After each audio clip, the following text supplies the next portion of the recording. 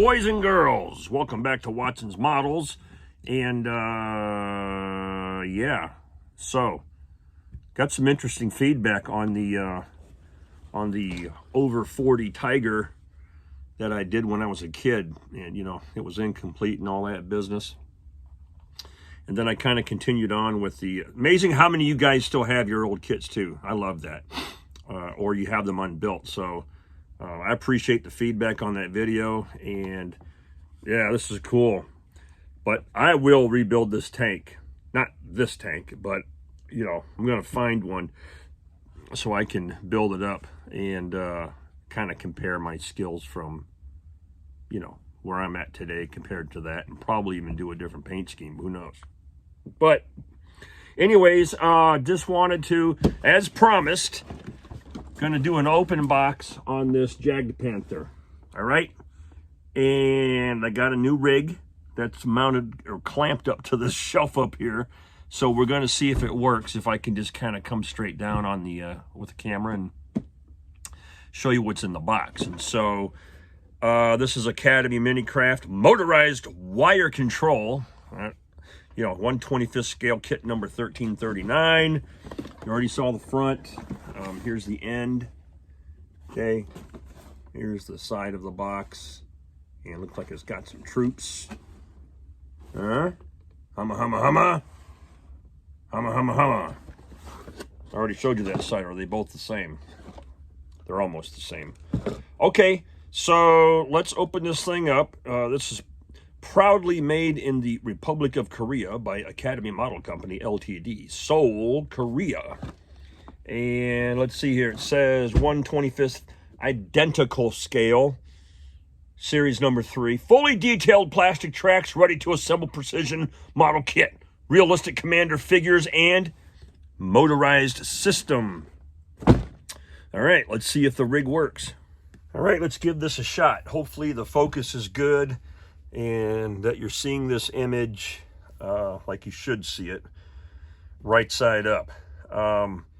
Okay, so let's open the box and see what we have here. Now, I built this kit when I was a kid as well, but not this particular one. I can't remember. I think maybe Tamiya had one, or it could have been Academy, but it was a non-motorized version. You know, I was learning, you know, this was the second kit that I airbrushed, but ended up displaying it in the model shop, and then like an idiot, I sold it to some guy for 30 bucks because I was hard up for cash because I wanted to buy more models. So I took a huge loss on the model, and because at the time I didn't know anything about finances and, you know, profit and all that business. So it is what it is. You learn what you learn, right? Okay, here we go. This is how this kit looks when I received it. And this document is copyright 1987, which kind of funny. That's the year I joined the Army. I graduated high school in 1986. But so we have the original, in really good shape too, by the way, instruction manual, which is kind of basic. Starts you off with the remote control unit, and it's wire fed, so there's going to be a cable going to the back of it. I have zero idea how reliable it is, whether it turns, or, you know, I'm sure it does, but, you know, goes into the suspension, and here's some of the gearing and things for the transmission. And yeah, pretty neat. So it's very basic. I mean, there aren't a lot of parts. It doesn't look like a lot of parts. I mean, hell, we're only 20 steps into it, and you know, the gun has some very basic details, the hull, and then of course you've got your figures in the back. So you know, this is the painting guide. Of course it's in black and white, but it does tell you what colors to use. Flat black, olive drab, Africa yellow, you know, if you're going to go with the camouflage pattern. I don't think there's no backside to it. Here's the decals. They actually look pretty decent. They're not yellowed up really bad or anything, so they'll probably survive the build. Alrighty. Right up top here, we've got the tracks. We got a bag of tracks. Track bags. And they look like, yeah, they look like the ones from the Tigers where you're going to have to sort of bend them and snap them into place. And you get these bags, they always look like there's not enough pieces in there, but there is. Here's the remote control box and the motor. Now, by today's standards, I mean, look at the gears. Hopefully you can see that, but they're sort of a stamped steel situation. And, you know, for the time, I'm sure it was creme de la creme. All right. So that's how the gears and the remote control box comes. Molded in gold. There's some more of the controller pieces. Lower hull.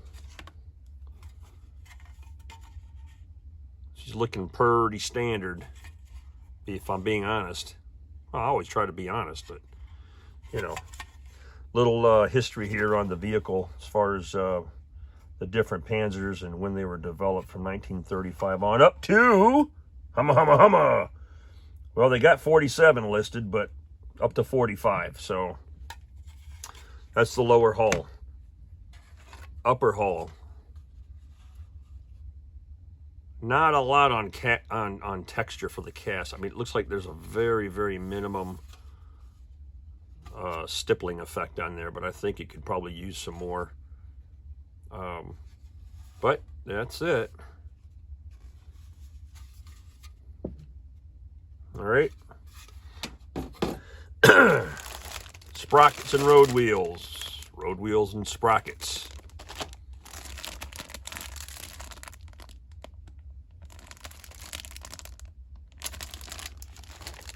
This kit will definitely go together quick. You could probably build this thing in, you know, easily build it in a weekend. Get it cleaned up enough and painted if you're just going to do it straight out of the box. All right, so we got the gun system here, the mantlet, the barrel, the rear part of the tank, a very basic breech. Is that a breech? Yeah, it looks like a basic breech block of some type, but anyhow, there's that. Torsion bars, very similar to the Tiger. And we got side skirts, some hatch work here, some jerry cans. And that's how that comes. Next we have poly caps for the hubs and our figures. And these guys are molded in one piece, minus the arms and helmets. So details aren't too shabby. Alrighty. Here's some more of the exhaust system parts, the rear sponson boxes and things like that. Transmission housings, etc., etc. All right, what is that? MG34 machine gun. Love it. Got a couple of, let's see here. I think our figures come with, we got one K98 Mauser and a Schmeiser for weapons. That's it, guys. Very, very, very simple what's in the box here. And I'm just curious if I don't know, I feel like I'm missing a part. Let me just do a quick look here.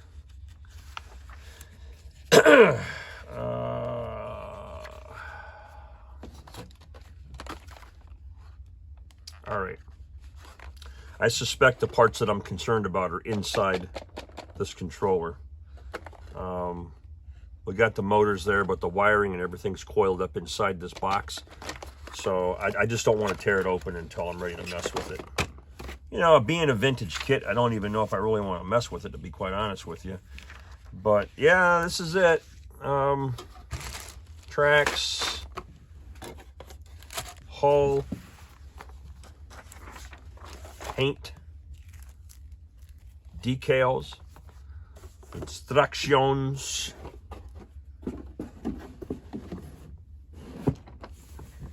that's it.